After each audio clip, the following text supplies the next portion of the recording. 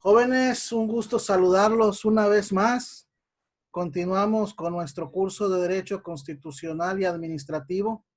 Como ya desde clases pasadas hemos planteado, ya estamos en la segunda etapa cuando hablamos del derecho administrativo propiamente dicho. En esta ocasión vamos a hablar de los órganos administrativos del Estado. Y como ese es el tema que estamos iniciando, pues decidí transmitir en vivo y en directo, bueno, no en vivo y en directo, pero aquí desde la Secretaría de Educación Pública, que es una secretaría del Estado, es un edificio histórico de nuestro país, específicamente de la Ciudad de México, en el centro histórico de la Ciudad de México. ¿Recuerdan la clase pasada? La tomamos desde Palacio Nacional, porque hablábamos del Ejecutivo como eje esencial de la función administrativa. Y ahora que hablamos de los órganos administrativos del Estado y vamos a hablar de las secretarías de Estado, pues lo hacemos desde una de esas secretarías, a mi muy particular entender, una de las más importantes, la Secretaría de Educación Pública. Todo parte de la educación.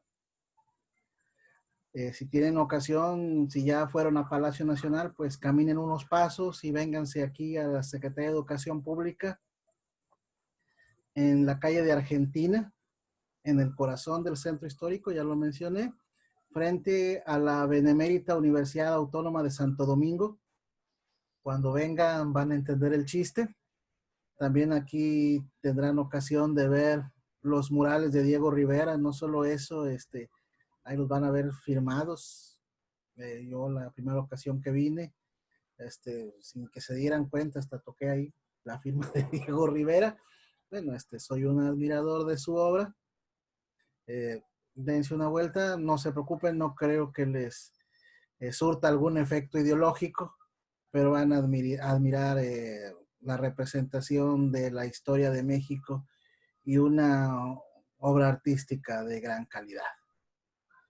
Vamos a iniciar con nuestro tema desde una Secretaría de Estado como un órgano administrativo del Estado.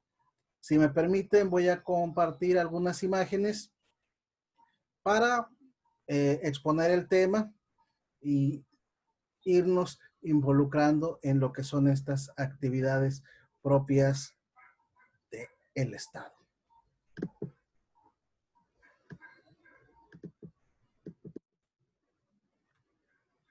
Bueno, aquí estamos en la entrada de la Secretaría de Educación Pública, calle Argentina. El primer tema.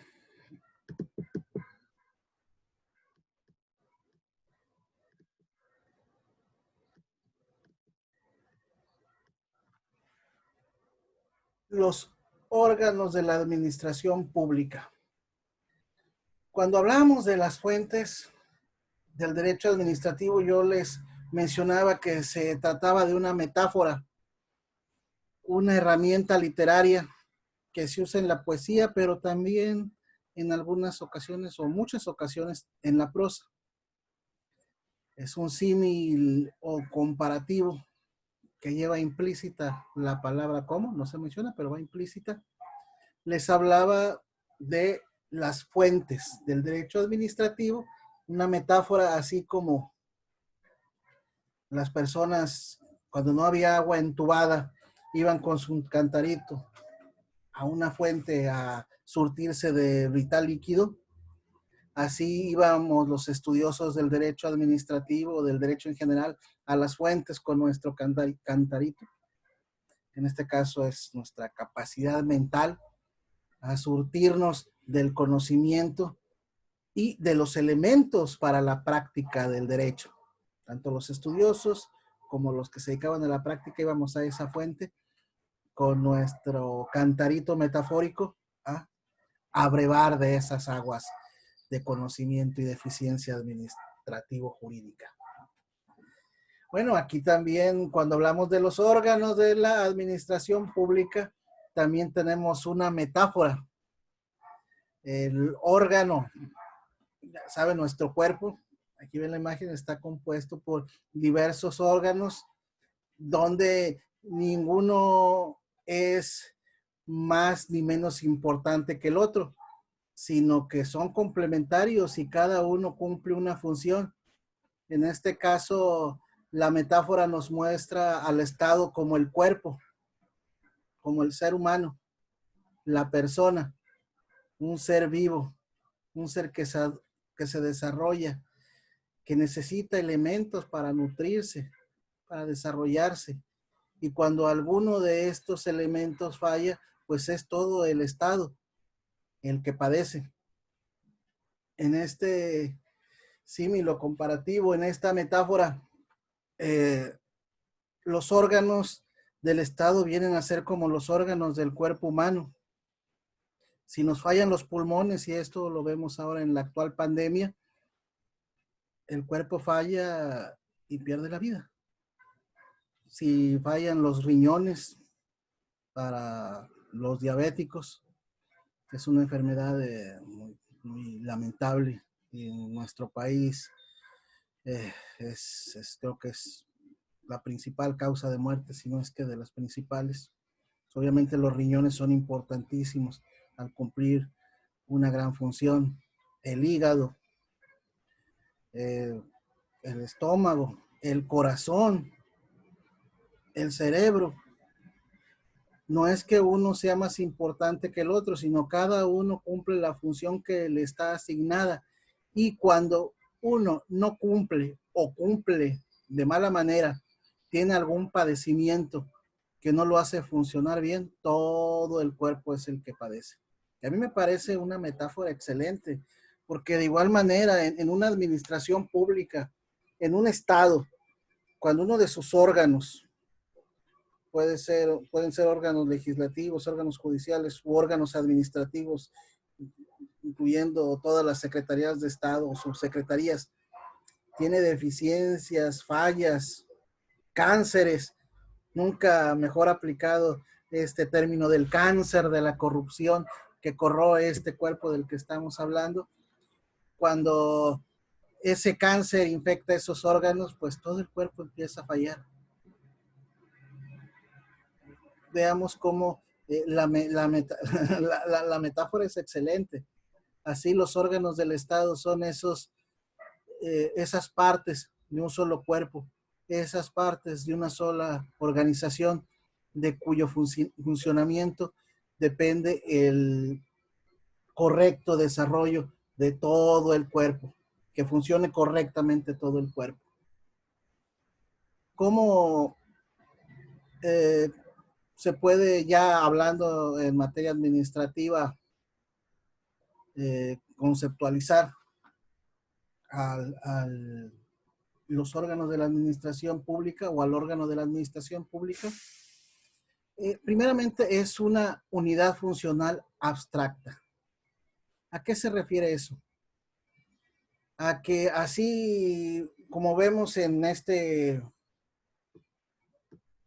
cuerpo humano, esta representación, este dibujo del cuerpo humano, tenemos los dos pulmones que representan en este caso una unidad, el corazón, el hígado, creo que es este, espero no equivocarme, los intestinos, el cerebro, es una unidad que cumple una función dentro del cuerpo.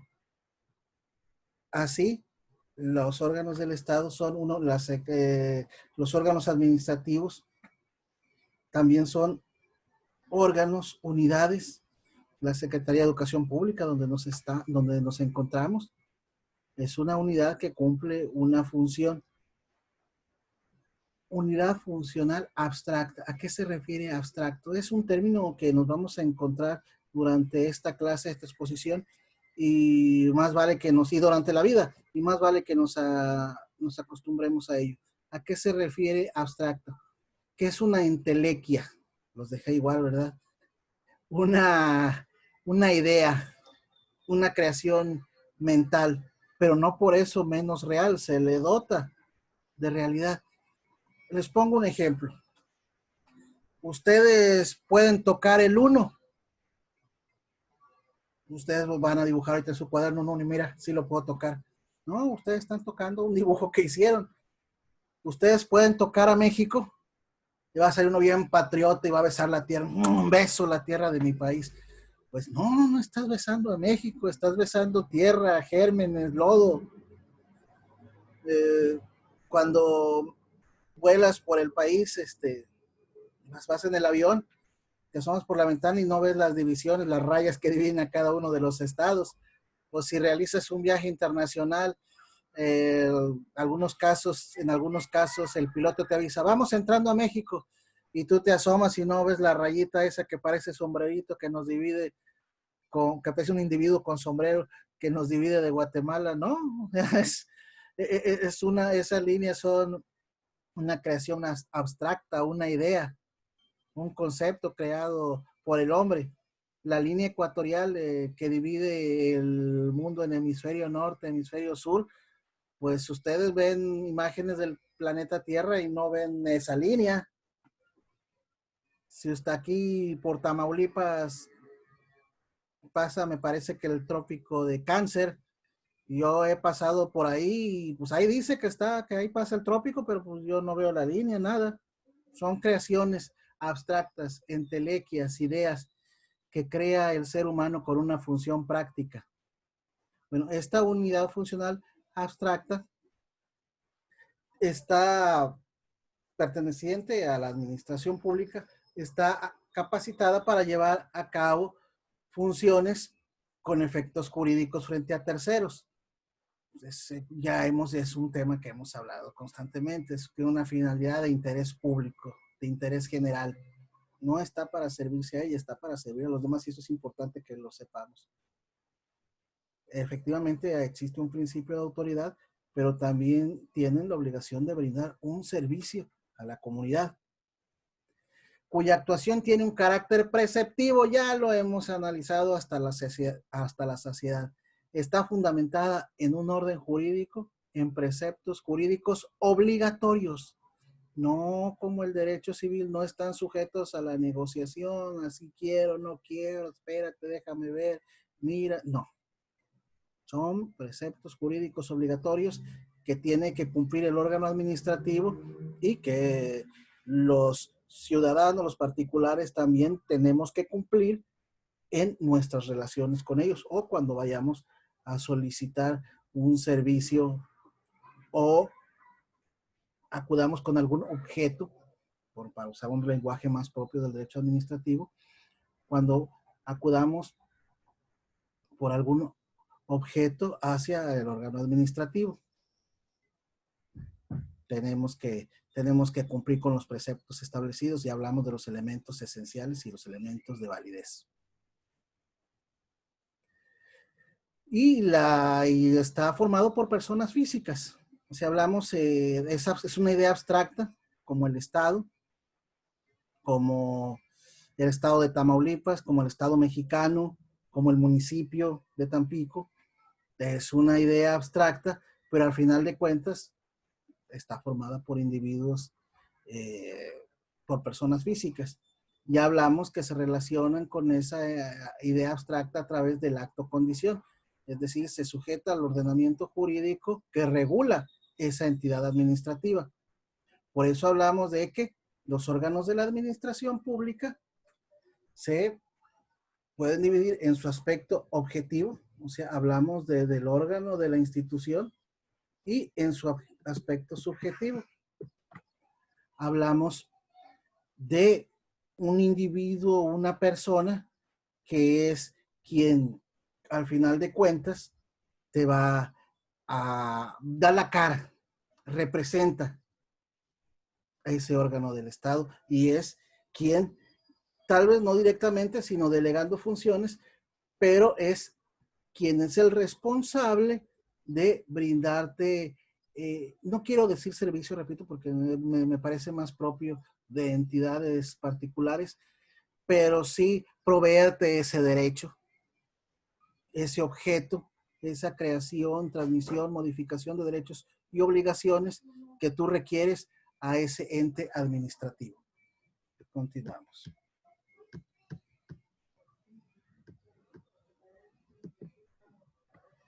Pero para ejercer esos derechos y obligaciones, tú requieres personalidad. Cuando hablamos de personalidad, ¿de qué estamos hablando? No sé, algunos, bueno, nuestros amigos millennials como ustedes no creo, pero pues, a lo mejor los más viejos pensamos en Mauricio Garcés, bueno, los tan pequeños. A lo mejor los amantes del cine clásico vamos a pensar en Humphrey Bogart. Les encargo que busquen quién es Humphrey Bogart. Pero la personalidad se refiere a esa capacidad de ser sujeto de derechos y obligaciones. Dentro de la historia, la palabra persona viene de personare. Aquí pueden ver este dibujo que les muestro. Se refería a la personalidad, es una institución que surge del derecho romano. Estas son unas máscaras romanas que tenían una pequeña laminita que hacía que la voz se ampliara, así como un pequeño megáfono que hacía que en la representación teatral, el que estaba delante como el que estaba hasta mero atrás, pudiera escuchar al actor. Personare viene de sonar, de cómo suena. Ustedes dirán, ¿y esto qué tiene que ver con la Navidad? ¿O qué tiene que ver con la personalidad? Bueno, en el derecho romano también vamos a hablar otra vez de las metáforas. Se hace la metáfora de la personalidad como el personaje que interpretamos en la vida. En este caso, la persona con derechos y obligaciones, con capacidad jurídica, que va a desempeñar esa actuación, en este caso ante la administración pública.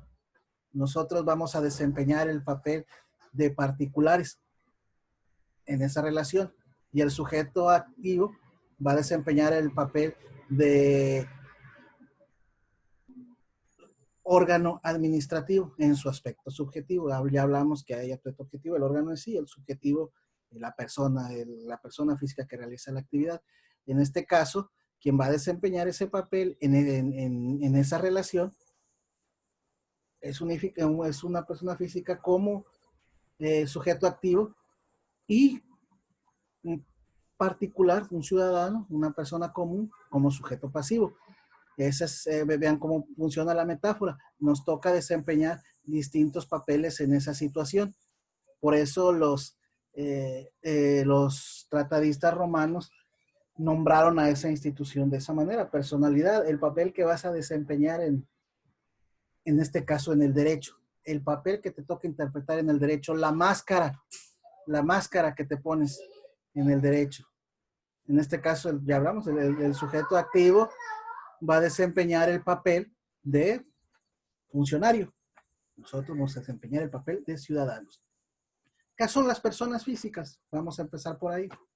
Las personas físicas somos todos los individuos, los sujetos particulares, que somos sujetos de derechos y obligaciones.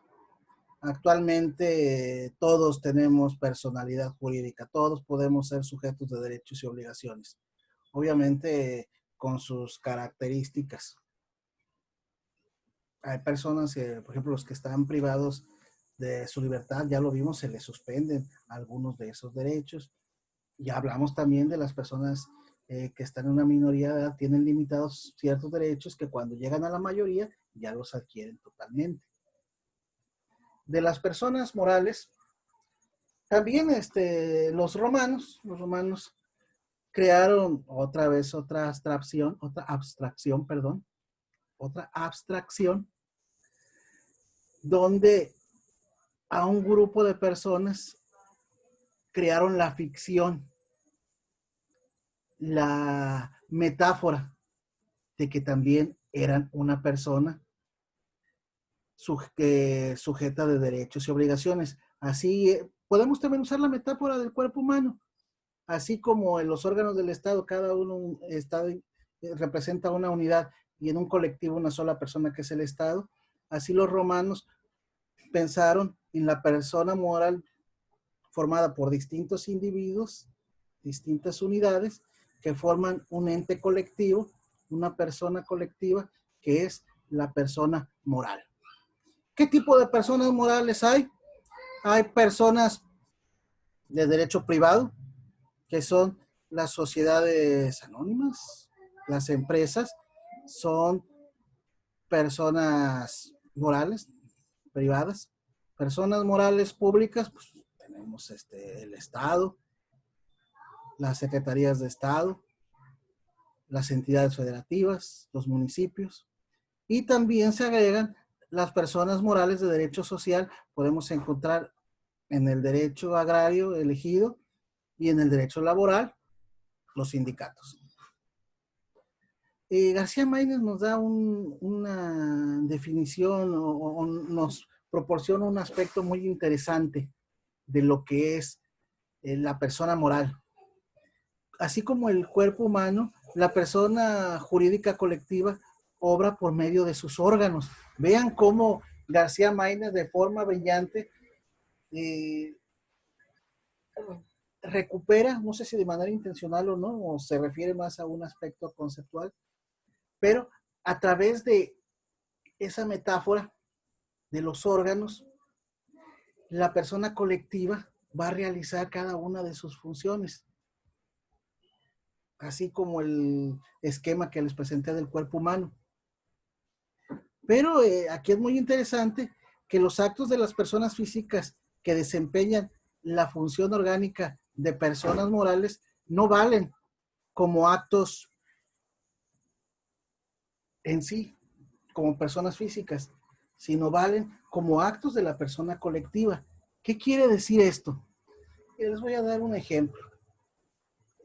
Yo tenía un amigo que era proveedor de un ayuntamiento del norte de Veracruz. Le brindaba un servicio y se le adeudaba una fuerte cantidad. Y él fue a hablar con el presidente municipal. Y el presidente municipal dice, no, mira, sí te voy a pagar, pero mira, apóyanos en la campaña y te voy a dar más chamba cuando salgan los contratos, ya sabes, tú vente el carro ganador. Pues mi amigo, pues con la intención de que le pagaran y con algo de ambición también, pues sí, apoyó más, siguió haciendo obras sin que le pagaran, porque no, es que todo se está yendo para la campaña, para que nos volvamos a quedar, pero ya sabes que si quedamos, pues tú vas a estar. Bueno, pues así mi amigo, siguió aportando cantidades y siguió eh, prestando sus servicios y sus productos de fiado, pensando que pues ya la próxima administración le iba a pagar, ya cuando ganaran. Pues para no hacerles el cuento largo, pues sí ganaron. Llegaron a la presidencia municipal y llegó el nuevo presidente, se instaló, y mi amigo se encuentra con el presidente saliente y dice, oye, ¿y el dinero? ¿El dinero pues, que me debes? ¿Qué? ¿Te debo? No, yo no te debo nada, te debe el ayuntamiento. Vean cómo aplica la actuación de el representante del ente colectivo, en este caso el presidente municipal, no vale como ente particular. No es un acto que sea personal de la persona física. Vale únicamente como acto de la persona moral, del órgano que está representando. Y entonces, sí, la verdad, fue muy duro, una gran lección para mi amigo, pero tenía razón el presidente. El que le debía era el ayuntamiento, y el ayuntamiento era el que le tenía que pagar, perdón, y pegar, porque si le pegaron, no le pagaron. Pero bueno, esa es otra historia. Veamos cómo, aquí lo esencial del concepto que nos da García Maínez es que los órganos estatales están formados por personas físicas cuyos actos representan los actos del órgano, no sus actos personales. Continuamos. Vamos ya a hablar propiamente de la personalidad del Estado. Vean cómo se van concatenando cada uno de los temas. A mí es como me gusta estructurarlos, que cada uno te derive del otro. te derive al otro, perdón. Así como el esquema que vimos del cuerpo humano con los órganos y el concepto de García Maínez de que responden los entes físicos como órgano y no como personas físicas, así el Estado forma parte de esa gran persona moral, esa gran persona colectiva que está dividida en diversos órganos administrativos, como el esquema que vimos del cuerpo humano. ¿Qué es el Estado? Hay muchas definiciones. A mí la que personalmente me gusta es la que dice que es la representación organizada de la sociedad por medio de la cual ésta realiza su acción colectiva fundamentada en un orden jurídico establecido y que cuenta con los siguientes elementos: población, territorio y poder. Algunos lo llaman también soberanía, pero a mi gusto nuestra carrera es, perdón, la carrera que ustedes tomaron es negocios internacionales. Entrar a debates sobre soberanía, sobre poder, pues no tiene ningún caso. Entendámoslas como poder, el poder político y el poder de imponerse por encima de los demás, siempre en pos del interés colectivo. Hay diversas teorías acerca de la personalidad jurídica del Estado.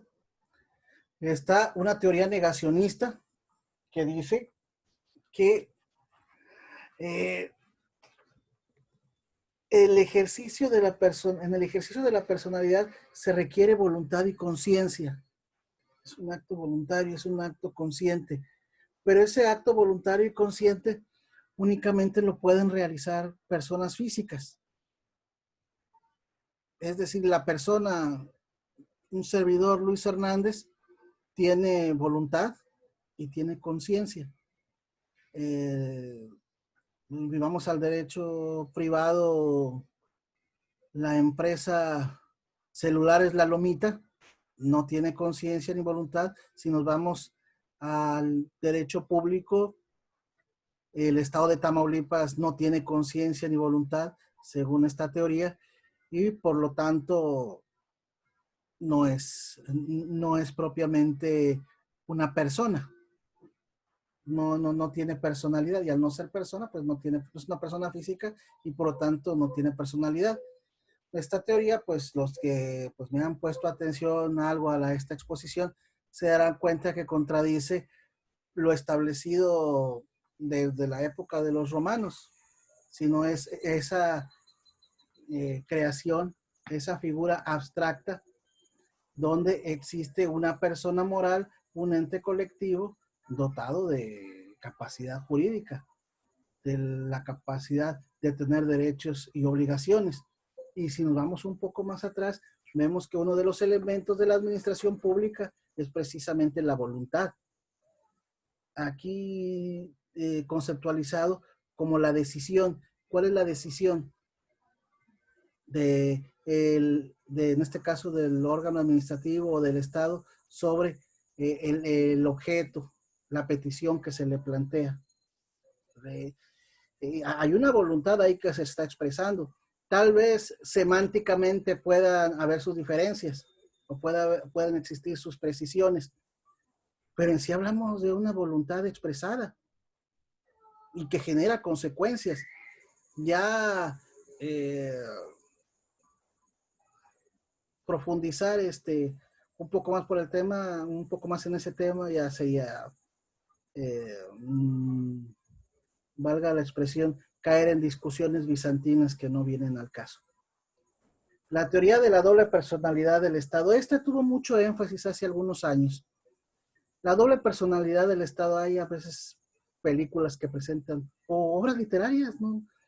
No sé si recuerdan Dr. Jekyll y Mr. Hyde, el bueno de el Dr. Jekyll, como dirá mi madre, Zonguito, y el Mr. Hyde, ese monstruo, así que en un momento adquiría una personalidad y en algún momento adquiría otro. Más o menos es lo que dice esta teoría.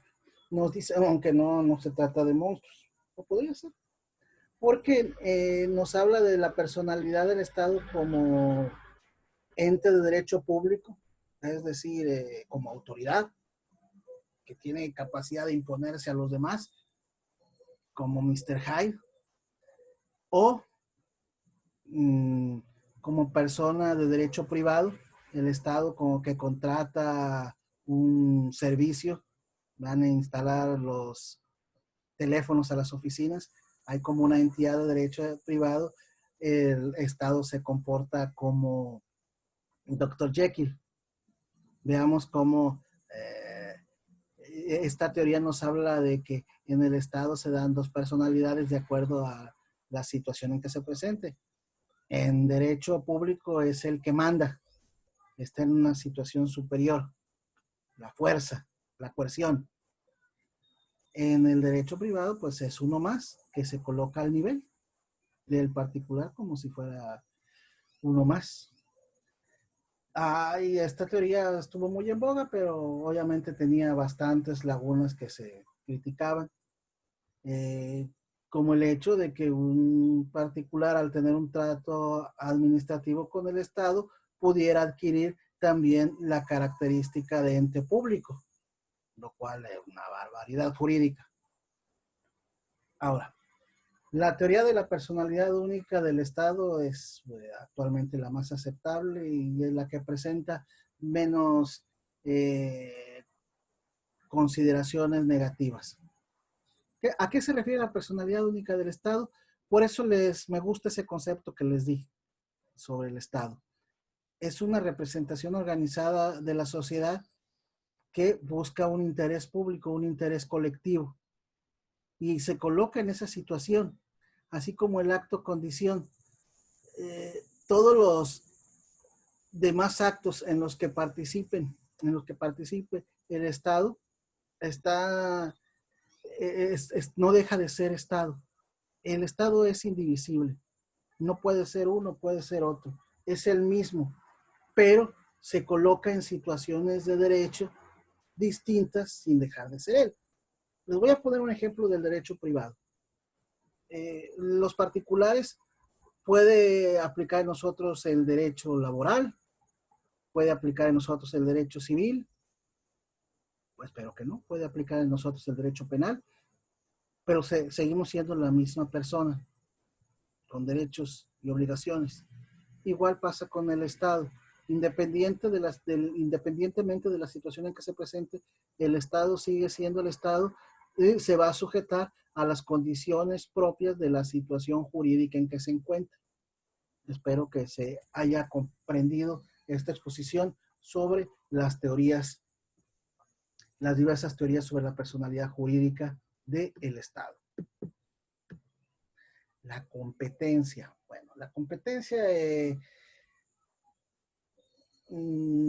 para que no nos confundamos, los estudiantes de negocios, a lo mejor es un tema que es un concepto que ustedes manejan mucho, pero en otra acepción, las palabras tienen acepciones dependiendo a las situaciones que se apliquen. En este caso, competencia, no hablamos de dos órganos en pugna o de varios en pugna que buscan sobresalir sobre los demás. Todo lo contrario. Aquí la competencia se refiere a las facultades que tiene cada uno de los órganos, es decir, las actividades que que el orden jurídico les encomienda. Cuando estábamos hablando del tema propiamente de derecho constitucional, hablábamos de las facultades del Congreso, de las facultades exclusivas de la Cámara de Diputados, de las facultades exclusivas de la Cámara de Senadores y de las facultades del presidente de la República.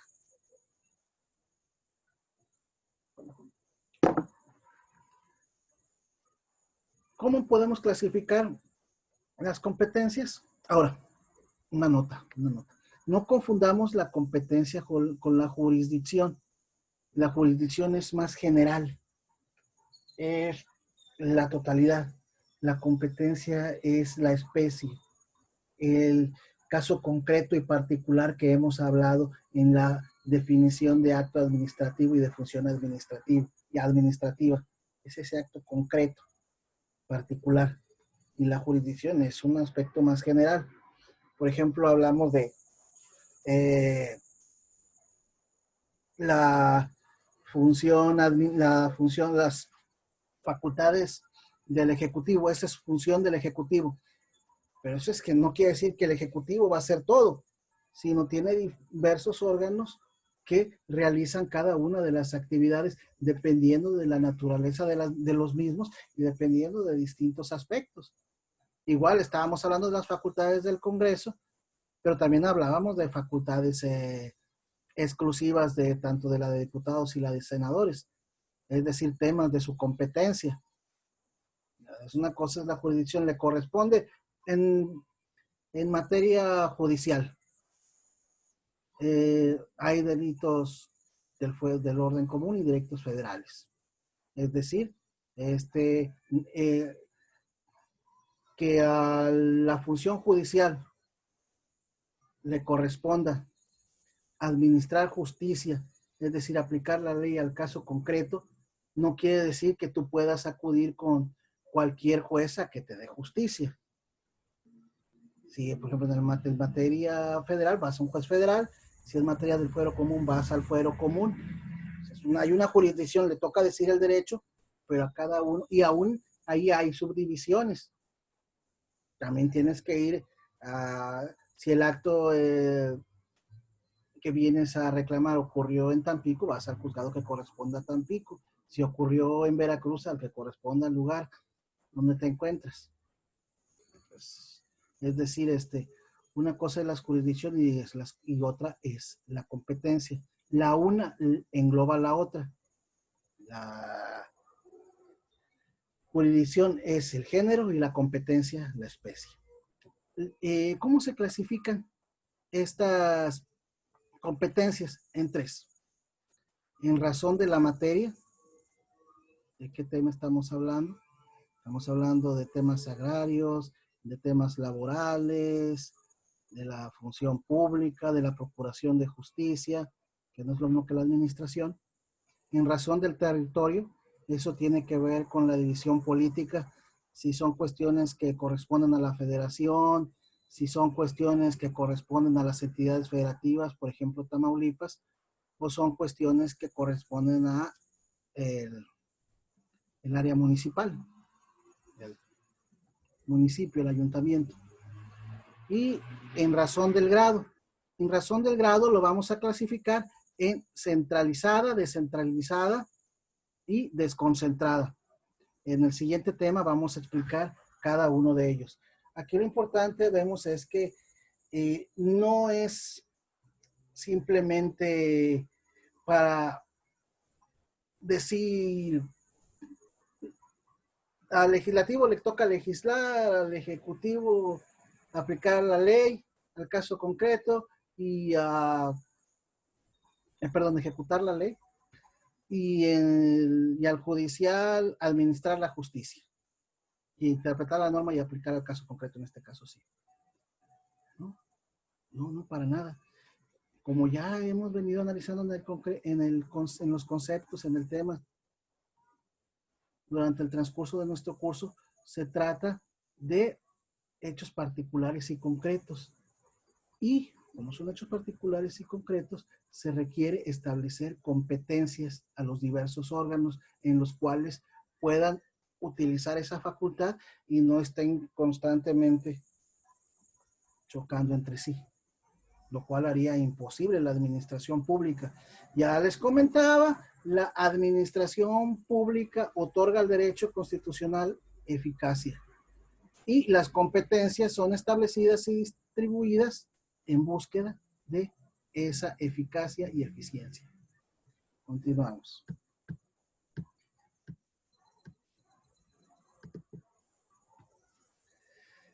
Ya hablamos de la clasificación de los órganos de la administración pública.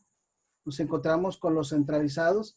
Los centralizados son los que están dependiendo de un órgano central, que es el que dicta las directrices, lo que hay que hacer y lo distribuye a diversos órganos pero el ganón, el mandón, el que tiene la palabra, es el de mero arriba. Hay una película de Cantinflas que se llama El Gendarme Desconocido. En El Gendarme Desconocido hay una escena donde le llama quien parece ser el secretario de seguridad al comandante de la policía y dice, en un mes quiero detenida la banda tal. Entonces el comandante llama a su subalterno y le dice, en una semana quiero detenida la pandilla tal. Y luego su subalterno le habla a su sargento, le doy 3 días para que me tenga esa pandilla. Y luego le llama al otro, al policía, al gendarme, al de barrio, y le dice, tiene usted un día para entregarme a esa banda. Veamos cómo todo surge de un poder central que establece las directrices y en un mal ejemplo y una crítica muy común en las películas de Cantinflas, vemos cómo eso se va degenerando a través de las diversas ramas que pueden existir en un sistema centralizado que responde a un solo jefe. Desconcentrada. Desconcentrada se refiere a que se otorgan ciertos atributos a órganos inferiores, pero no deja de existir una dependencia de un órgano superior. Es decir, en términos más sencillos, el órgano superior le pasa chamba al inferior para que lo ayude, con el trabajo, para que le aliviane la carga. Sabes que yo ya no puedo, tú encárgate de esto y ahí vamos saliendo, para que me saques el trabajo. Me gusta poner como ejemplo aquí el registro público de la propiedad aquí en Tamaulipas. Antes estaba centralizado. Si tú requerías un trámite en el registro público de la propiedad, tenías que ir a Victoria. Si no, había aquí lo que se llamaban corresponsales, personas que su trabajo era ese, ir a Victoria a hacer trámites y de personas que eh, lograban una situación económica bastante decorosa y en ocasiones hasta holgada realizando esa actividad.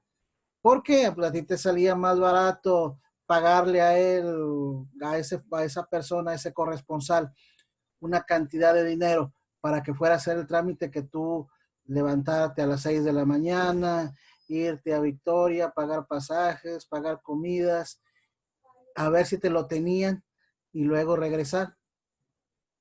Era, era más cómodo pagar al corresponsal. Ahora con el sistema desconcentrado que existe en Tamaulipas, el registro público de la propiedad con sede en Victoria abrió oficinas de enlace en ciertas regiones del estado. Por ejemplo, aquí en Tamaulipas, en calle Agua Dulce, tenemos una oficina del registro público de la propiedad que tiene todavía una vinculación directa con la capital del estado. No no le ha eh, no le ha otorgado autonomía e independencia, sino que le dice, hazme esto, pero sigues respondiendo a mí. El delegado de esta oficina de enlace firma los documentos que les entrega, pero sigue vinculado a Victoria, sigue vinculando a la capital del estado. Está desconcentrado. Para aliviar el trabajo, permitió que en ciertos puntos del estado, como en Tampico, se estableciera esa oficina y realizara esas actividades sin dejar de depender del órgano central. Y descentralizado es cuando ya se rompe esa vinculación con el centro y se crea un nuevo ente jurídico que realiza esa actividad de forma independiente al órgano central. Aquí me gusta, vamos a poner también el ejemplo del registro público. Vamos a Veracruz. En Veracruz no hay un registro público de la propiedad estatal, sino que cada municipio tiene su registro público de la propiedad, es decir, está descentralizado, ya no es el centro, ya no es, por ejemplo, la ciudad de Jalapa. la que tiene el registro donde todos las oficinas van a responder o donde todos los documentos tienen su base. No, cuando ustedes van al municipio de Pánuco, tienen su registro público de la propiedad y los documentos originales se encuentran ahí. Y si ustedes van a hacer un trámite ahí, no le dicen, no, pues tiene que ser 3 días de que se manda a Victoria y lo aprueban, ¿no? Ellos tienen la facultad y si tienen ganas, te lo van a entregar exactamente el mismo día porque ahí lo tienen, ahí está. No tienen que reportar a la capital del estado, no tienen que pedirle permiso a nadie. Ellos están descentralizados, ellos pueden realizar esa función sin depender de un mando superior. ¿Cuál es la diferencia entre el desconcentrado y el descentralizado? El desconcentrado, el órgano superior le da ciertas funciones al inferior, pero siguen manteniendo esa relación de dependencia, en tanto que el descentralizado rompe esa relación de dependencia, como su nombre lo dice, con el centro y ya puede realizar su función. Es decir, se crea un órgano aparte que realiza esa función sin tener que estar ligado o responder a un órgano del centro o a un órgano superior. No tiene un órgano superior al que responder, sino responde por sí mismo, como en el ejemplo que les acabo de dar. Y por el momento, aquí terminamos lo que es los órganos de la administración pública. El tema no ha terminado, el tema va a continuar en el próximo video. Vamos a profundizar más el tema de los órganos de la administración pública como elementos que, como en la metáfora que hablamos al inicio de la exposición, permite que el Estado, la administración pública, realice sus funciones y que cuando uno de ellos falla, pues todo el cuerpo lo resiente. Un gusto saludarlos, muchachos. Que estén bien y por aquí nos estamos viendo. Chequen los videos porque cuando tengamos la sesión donde nos vamos a ver las caras, pues les voy a plantear varias preguntas. Estudien y pues un gusto saludarlo, pásenla bien.